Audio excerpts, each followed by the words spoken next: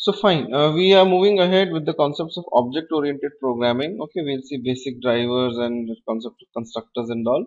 Right. Look, OOPS is the backbone of Selenium. You cannot understand Selenium without practically understanding the concepts of object-oriented programming. Okay, what do you mean by object-oriented programming? Fine, let me make a new Java project. Okay, call it day2. Fine, and hold on.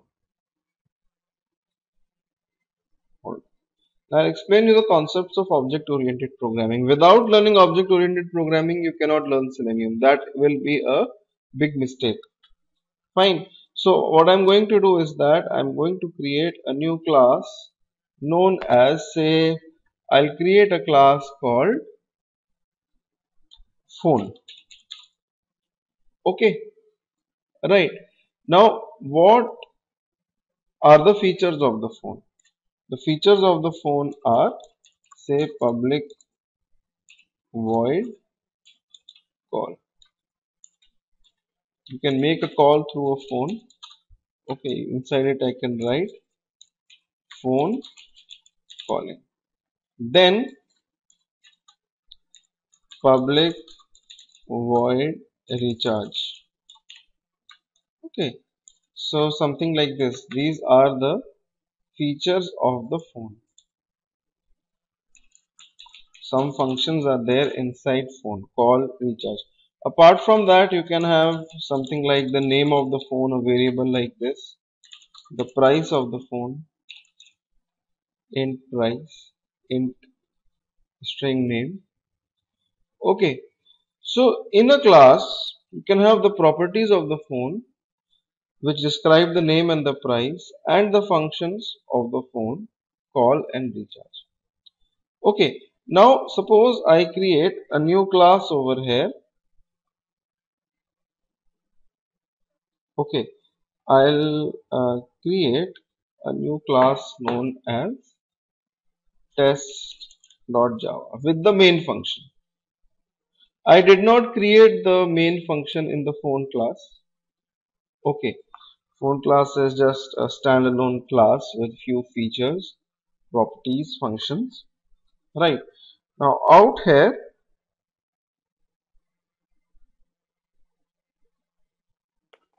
in the test.java class, I am going to create something known as object of phone class.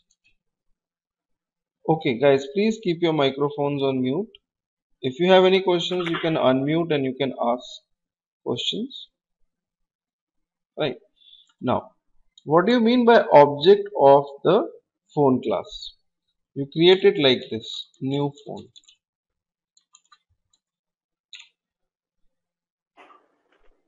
When you create the object of the phone class, right, what happens in the memory? I'll show you. In the memory, a space is allocated and that space has got all the properties of the phone class. Name, hold on, just name, price, both the functions call and recharge will be present inside the object. Okay, I can create as many objects as I want. Out here I have created 3 objects. Okay, so in the memory you will have 3 objects of phone created. Every object will have name, price, call and recharge. Okay, these properties will be there with every object. But you cannot access these objects. Objects, you can say there are memory locations, right? You cannot access them. To access them, you need to have object reference. Okay, right? You have to write like this, say phone P1 equals to new phone. So P1 is known as the object reference, which will point towards this object.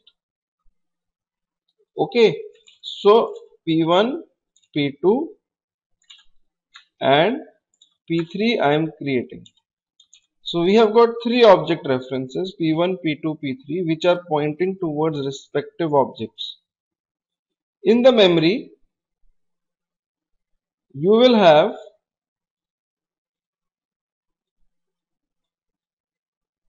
three references. These are known as object references P1, P2 and P3. Okay, they will point towards these three objects and they can alter the state of every object. Okay, right. For example, I can write P1 dot name is say Nokia. P1 dot. If you put a dot, you will get the all the properties of the phone. Okay, call, recharge. So you can write P1 dot price is 100. Okay, right. You can call the function P1 dot call and P1 dot recharge. Okay, so when you run this code, it will print phone calling, phone recharging because P1 is calling the call function which is printing phone calling. If I print over here the name of the phone as well, phone calling and the name of the phone, phone recharging and the name, this name property if I print in these functions. And now if I run this code, it will print phone calling Nokia and phone recharging Nokia. Okay, when P1 calls its call and recharge function, when P1 is calling its call and recharge, it will print the name and price of P1. Okay, right. Similarly, you can initialize P2 as well. P2 dot name is Samsung. P2 dot price is 200. Okay, you can write P2 dot call, P2 dot recharge. So when you run it, it will print for Samsung. P2 will print for Samsung. There is just one class phone, but by creating different objects of that phone class, I can initialize the different properties of the phone class. Okay, and that helps a lot. There are just two properties, name and price, but by creating multiple objects, I can give each object its own value, right? Similarly, P3 dot name is say iPhone and P3 dot price is 300. P3 dot call, P3 dot recharge. You can call it like this, and when you run it, it will print for P3 in the end. Right. So you have objects and you have object references. This is known as the object. I can create a standalone object as well, but you cannot access that object. To access that object, you will have to have the object references, which are P1, P2 and P3. With the object references, you can initialize the objects, you can initialize the state of the objects, and you can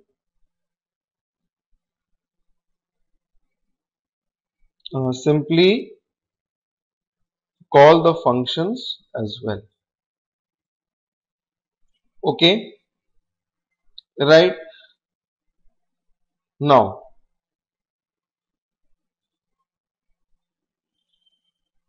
there is a twist over here. Now object and object references are different. If I write P1 equals to P2, what will this mean? Okay, I'll just put a demarcating boundary over here and I'll just print system.out.println P1.name and P2.name. Okay, just a moment. When I run it, it will print P1.name is Nokia, P2.name is Samsung. It's perfectly correct because out here what we had done was that we had named this as Nokia, we had named this as Samsung, and we had named this P3 as iPhone. Now, in the code I have written, what I have written P1 equals to P2. Right. So what will this do? This will remove P1 from here and P1 will point towards the same object to which P2 is pointing. Multiple object references can point to one object and they can change the state. Okay. So if I write P1 equals to P2 and on the next line if I write P1 dot name is Nexus and if I print P1.name and P2.name again, for both of the objects it will print Nexus. P1 started pointing where P2 was pointing. Okay. P1 changed this name to Nexus.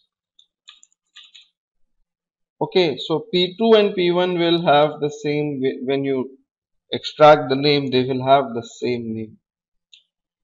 Looks pretty simple, but at times these are simple things which people don't understand and they get confused later on. Looks quite simple, but when you actually come down to practicality and implementation, at times people they do get confused.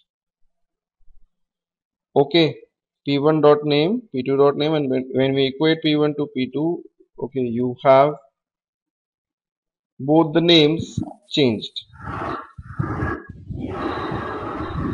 Guys, please keep your microphones on mute. Okay, right. So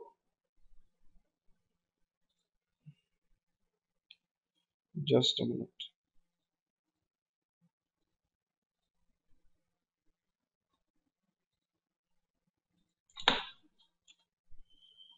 Out here, now, if suppose I come up with a property in the phone that int number of batteries in the phone.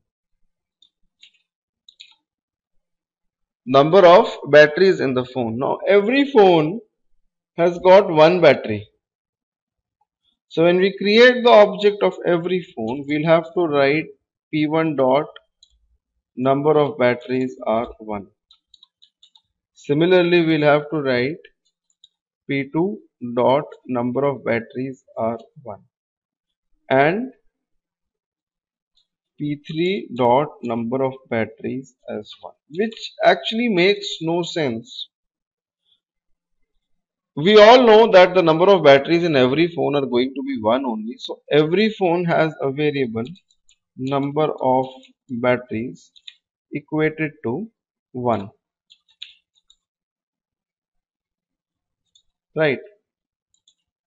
So this is kind of monotonous stuff which you would like to avoid. Okay, so what we do is that we remove this from the object. Okay, what we do is that we make the variable number of batteries as static. When you make it static, it means that it will not be the part of the object. It will reside somewhere at a common location in the memory, maybe over here. Okay, you will have the variable number of batteries equated to 1, and it will not be the part of the object. It will be common for all the objects. Okay, so when you equate something as static, then it never becomes the part of the object. If I open test.java, you will see that if I'm initializing p1 dot number of batteries, I am getting a warning message. Sorry, I am getting a warning message that the number of batteries is a static variable and should be accessed in static way. You don't initialize the static variables like this. They are not the part of the object. You can simply initialize them with the name of the class. You write the name of the class, you put a dot, and you will get the variable number of batteries equal to 1. All static variables you can initialize with the name of the class. For non-static variables, you have to create the object of the class and use them. Okay, so it's a very simple thing that in a class you can have non-static. This is a non-static variable. This is also a non-static variable. This is a static variable. Okay, this is known as a non-static function. This is known as a non-static function. So all the non-static stuff of the class, you can create it, you can access it by creating the object of the class. All the static stuff of the class, you can directly access it by the class name. Okay, you can put the name of the class and a dot, and you will get that variable. All the objects created will have this variable number of batteries by default as 1. Okay, so this is what objects are, and I have created a class phone which has got no main function, nothing, and in test.java I have created the object of the phone class, which is possible. You can do that. Okay, right, fine. Now how do we use this in Selenium? Static, non-static, creating objects of the class, little bit concepts of oops. I have told you. How do you use these concepts in Selenium? Okay, if you first of all uh, let me include all the jar files of Selenium which I had downloaded yesterday.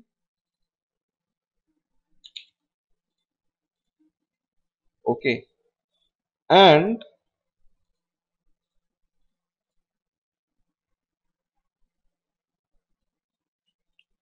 I will go to the official website of Selenium, which is seleniumhq.org. Go to the download section.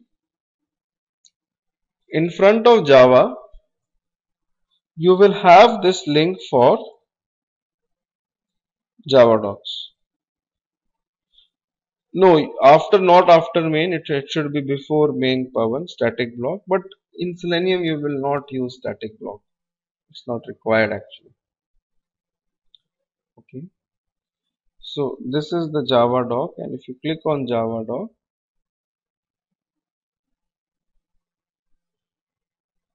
you'll have this page. These are all classes. These are all the classes in Selenium. These are pre-made classes. Look, in Selenium there is no rocket science. Everything is inbuilt. You should know for doing what, for doing some stuff, which class you should be using, object of which class which you should be creating. For example, there is a class known as, hold on, everybody must have known, most of you must be knowing about it, right? Firefox driver. Okay, an implementation interface that drives Firefox. This class is used to work on Firefox browser. Okay, let me make a new class over here known as basics of Selenium. Look, I'm teaching you Java and I'm teaching you Selenium concepts parallelly so that you understand that how those concepts are used. I've included the Selenium jar files in my project. This Firefox driver class is present in one of these jar files. Okay, right. So you copy this Firefox driver class and you create the object of this Firefox driver class. Okay, right. You'll get an error. You move the mouse over this error. You'll get the option to import this class. You have to import this from the packages inside the jar file. Okay. So Firefox driver class, as per the documentation, will help you to work with Firefox. Okay, right. Now if I create the object of this class, if I run the program, hold on, you will get an exception. Illegal state exception. Path to driver executable must be set by WebDriver.Gecko.driver system property. Look, in Selenium 3 they have changed few things. Right now I am using Selenium 3. Okay, what you need to do is that when you go under the download section on the Selenium website, if you scroll down, you will see third-party drivers, bindings and plugins. You will see Mozilla Gecko driver written over here. Click on this link and you can download this Gecko driver. You'll have to download for Windows 64-bit. This is the one, Linux, Mac, depending on your OS. Okay, download the zip file. Alright, hold on. Guys, is my voice clear? And if there is, I hope there is no delay in the video. Just confirm me that. Yes. Okay. Yes, it is clear. Alright. No delay so far. So you download this zip file and you extract it. When you extract it, you will get this Gecko driver exe. Okay, I'll just put it over here. Don't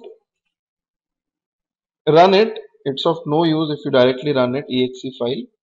You have to copy the path where this exe file is present, and you have to write system dot set property. Okay, right, in the error you had seen WebDriver dot Gecko.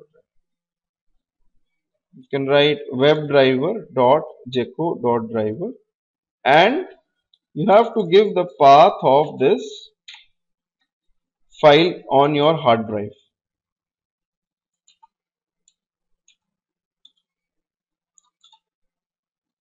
Okay, you have to write like this.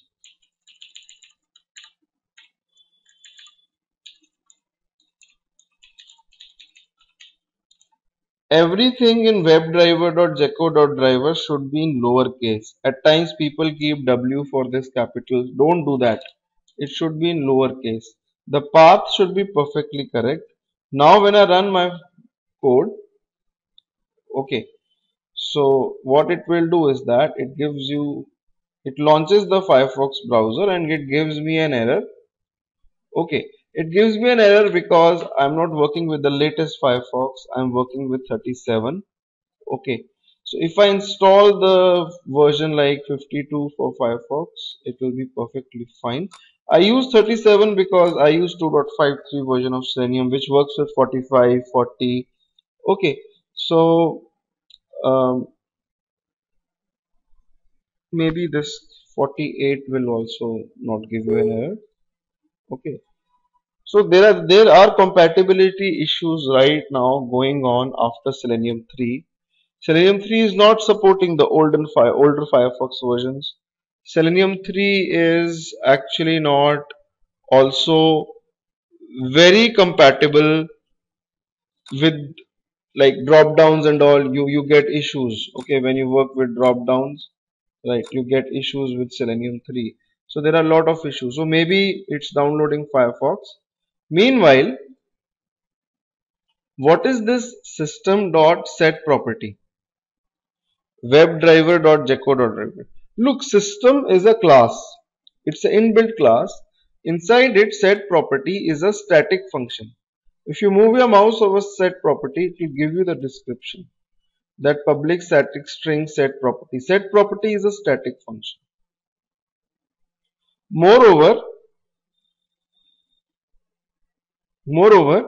I have been going to Java docs of Selenium. Okay, I've been going to the Java docs of Selenium through the Selenium website.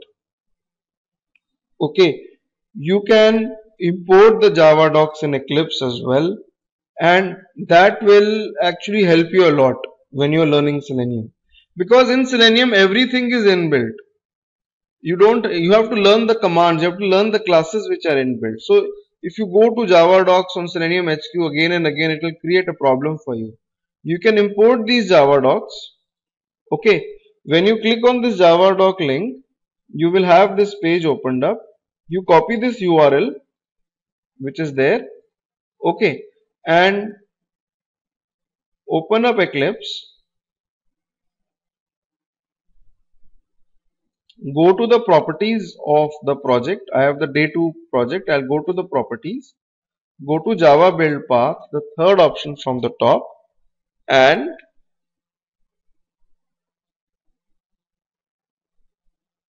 you look for the main jar file for Selenium, which was, hold on,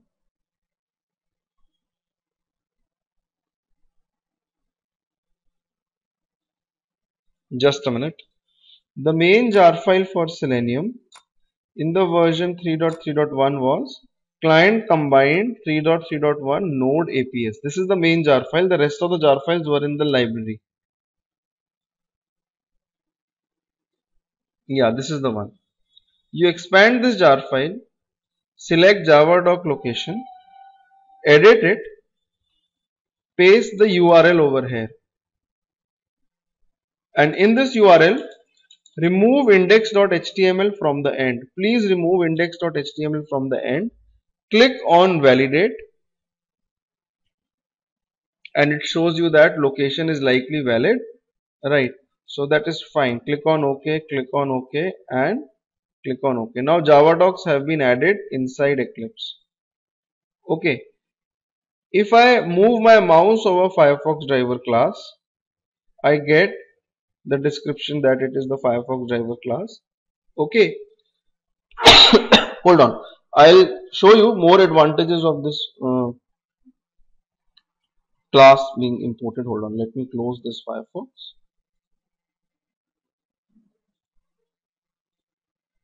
Hold on just a minute. Is it upgraded? Or there was some error? Okay, I have the latest version 53 now. Okay, and if I run this code now, you will see that a blank Firefox opens up. Okay, and in out here there are no errors. These are just messages. Don't think that these are errors. These are just log messages. Now I've created the object of Firefox driver, and I'll create a object reference as well for this. Similar to stuff like this where I had created the object of phone, I had created the object of phone, the reference of phone class. Similarly, I've created the object of Firefox driver and the reference as well. With this reference, you can fire various functions on this browser. For example, a function like close. Because I had imported Javadoc, it describes what the close function will be doing. Okay, right, close the current window, quitting the browser. Then find element if you want to find any element on the web page. So there are various functions. There is a function known as get. Okay, get function will load a new web page in the current browser. So if I write firefox driver.get, many of you must be knowing this. Okay, right, yahoo.com. Mentioning the protocol is important. If you don't mention the protocol, it will throw you an error. Okay, so please make sure that you mention the protocol. If I run this code, what it will do is that it will, hold on,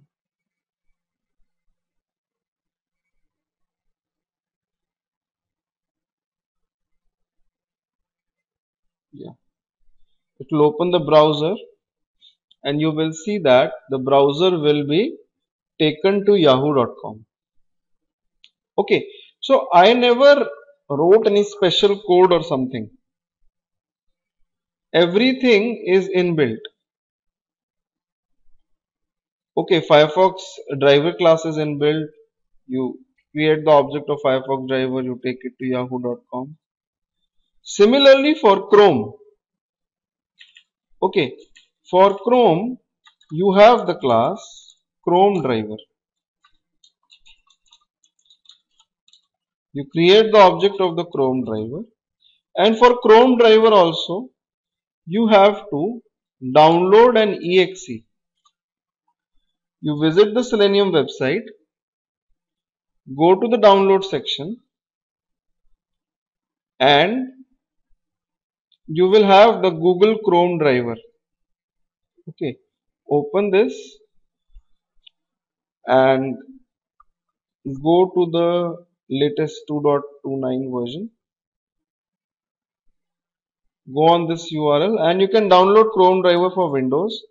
For 32-bit or 64-bit, you can use the same zip file. This is Mac, Linux. You can download it. I have downloaded it and extracted it in my F drive drivers. This is Chrome driver.exe. Okay. So what you need to write over here is that for Chrome driver, you have to set the system property webdriver.chrome.driver. Okay, and chrome driver.exe. You have to give the path for chrome driver.exe. Now if you run this code, you will see that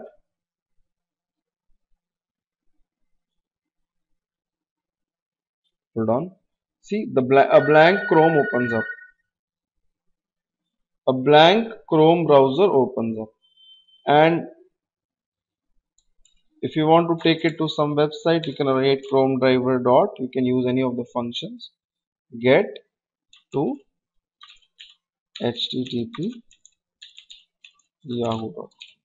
So now this will take Chrome to Yahoo.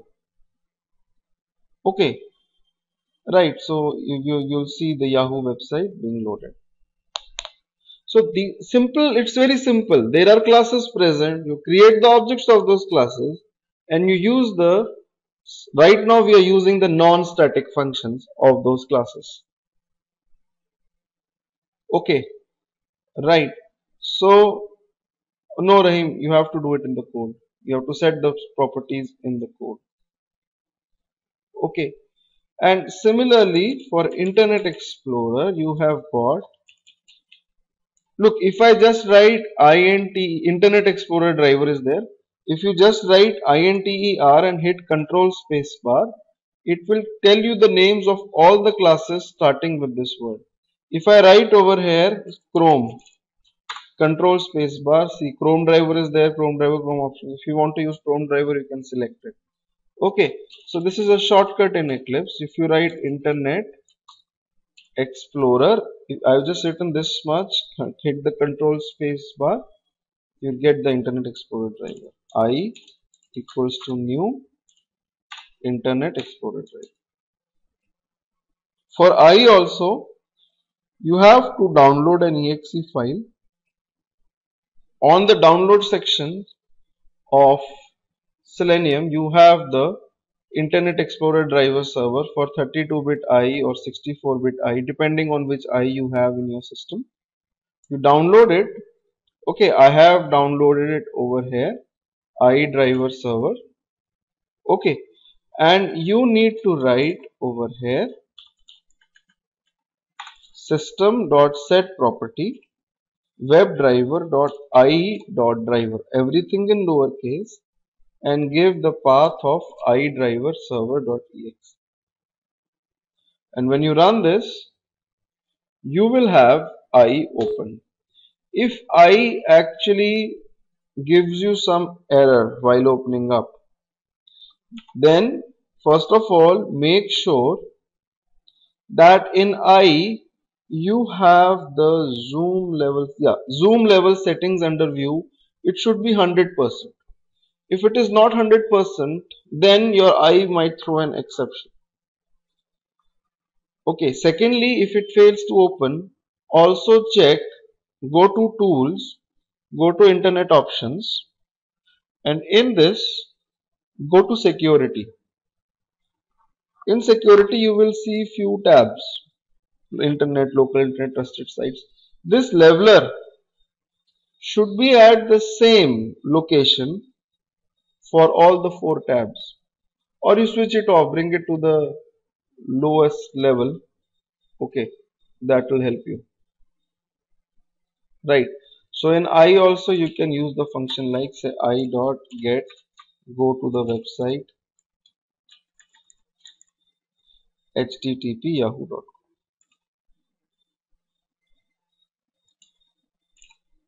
Okay, so when you run this, it will open Yahoo. It will open Yahoo in iBrowser. Right.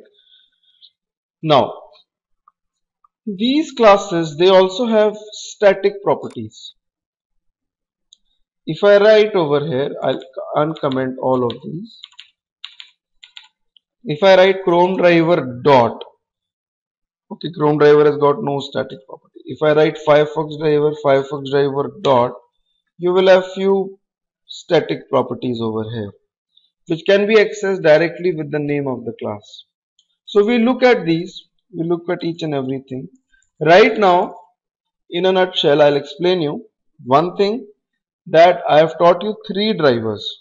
You have to create the object of these 3 drivers and start using them. Each driver has an exe which you need to download. As far as Java docs are concerned, we have imported the Java docs in Eclipse and we are getting the description for every function. Now, in the description, you see the links. For example, there is a link web element. If I click on this link, then Java docs will open in Eclipse itself. Okay, you go to this frames view. There is a frames view on the top. You click on this. You will see Java docs opening inside Eclipse. So this is important. You don't need to go to the Selenium website again and again. Okay, right.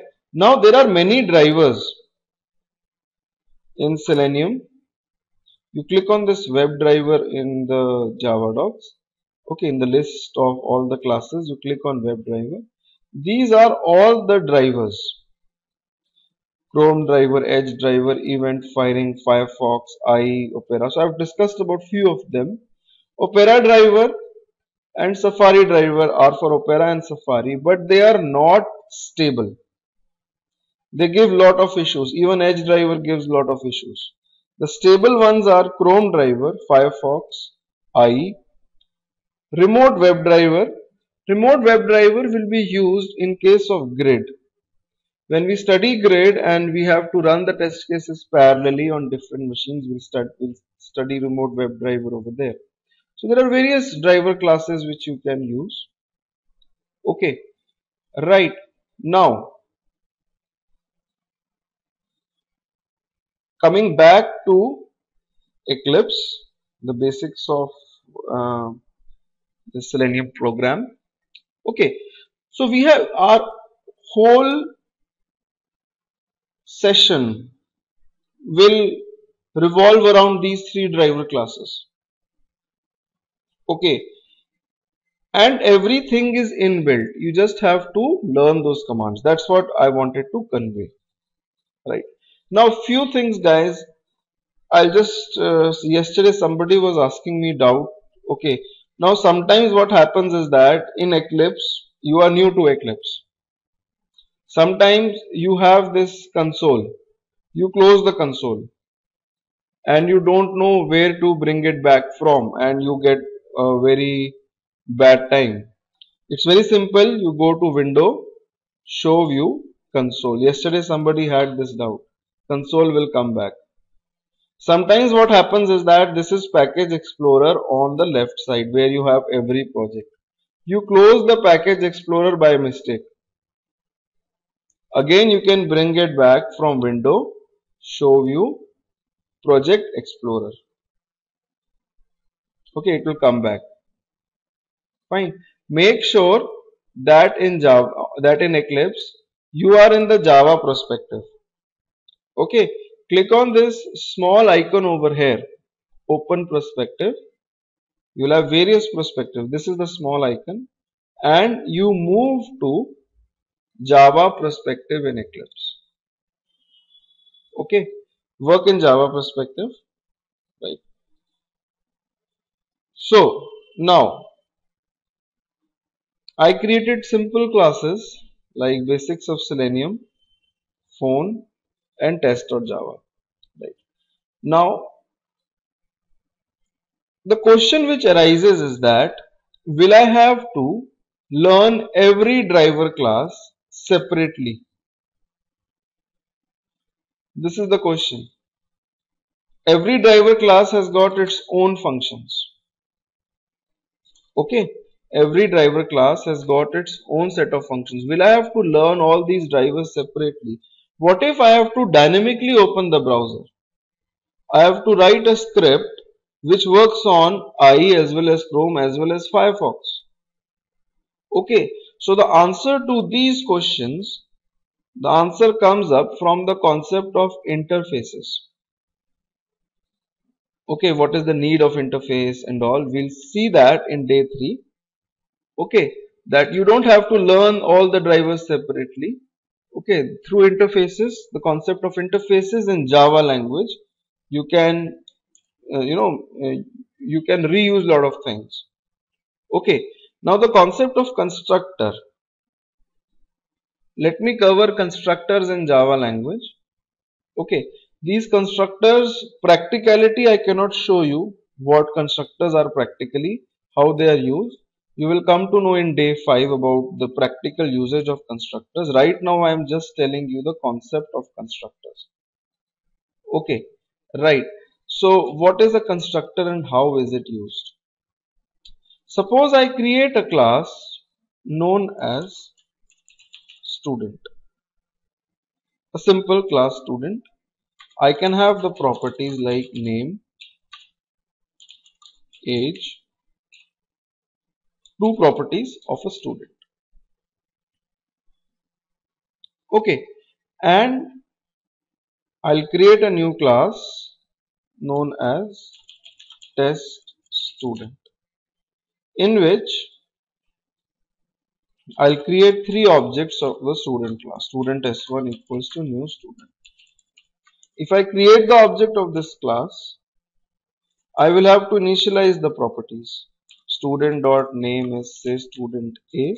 Student dot age is 10.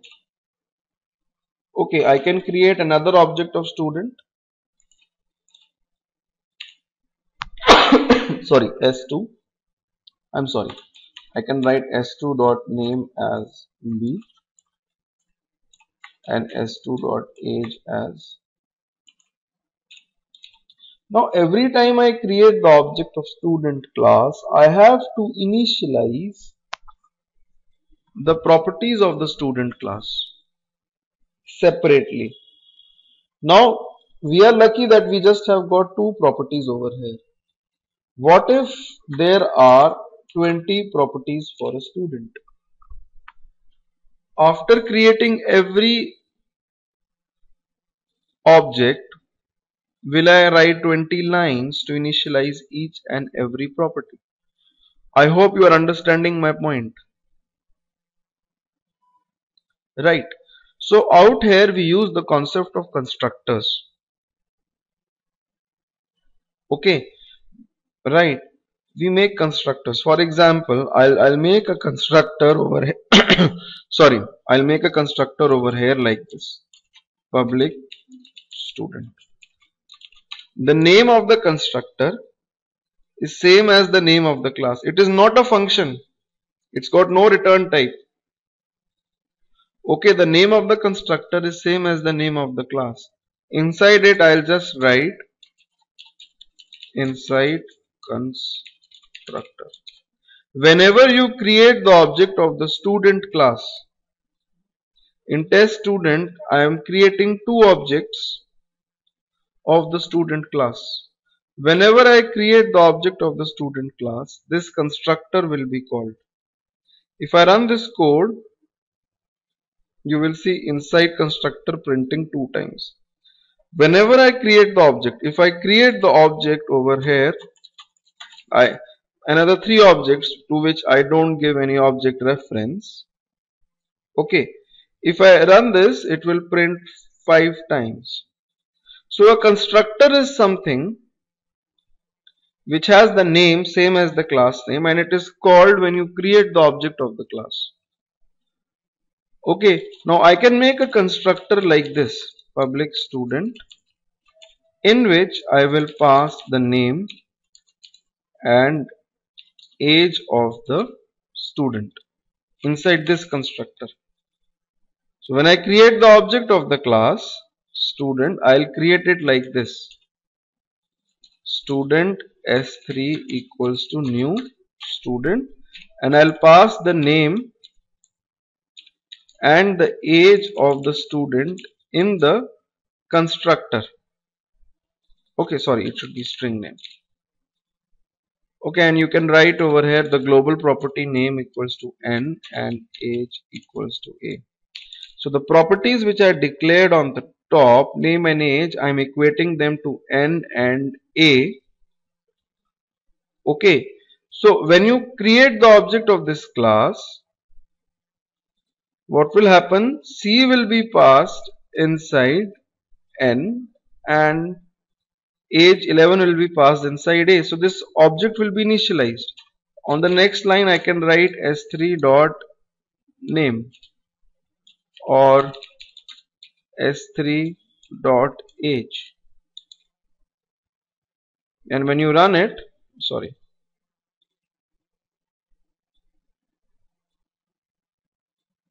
you see that it prints the name and the age. So a constructor is something which will make the object creation process easy. You can create the object and you can initialize the parameters for that object while creation itself. You don't need to write new lines. Okay, we will be using constructors in Selenium. We'll be using constructors in the frameworks. Okay, so this concept is very important. Alright, I'll stop here for today. Those of you who have enrolled for the training, I request you to log in into your accounts. This is a weekend coming up. The next class will be on Monday morning Indian time, which is Sunday evening US time. You have the weekend. Please watch the modules 2 and 3, and below modules 2 and 3 there are exercises. Please do those exercises. Those exercises are on, there are multiple choice questions on object oriented programming, whatever I have taught you today. Okay, the first 7 modules are on Java. In your pre-recorded sessions, first 7 modules are on Java. So if you find time on the weekend, which you should try to find, please try to watch as many modules as possible. Because if you learn Java through the pre-recorded sessions, then it is more elaborated, okay, than the online training, and you have got exercises over there as well. Alright, fine. And please utilize the weekend. I'll be emailing you the recorded link.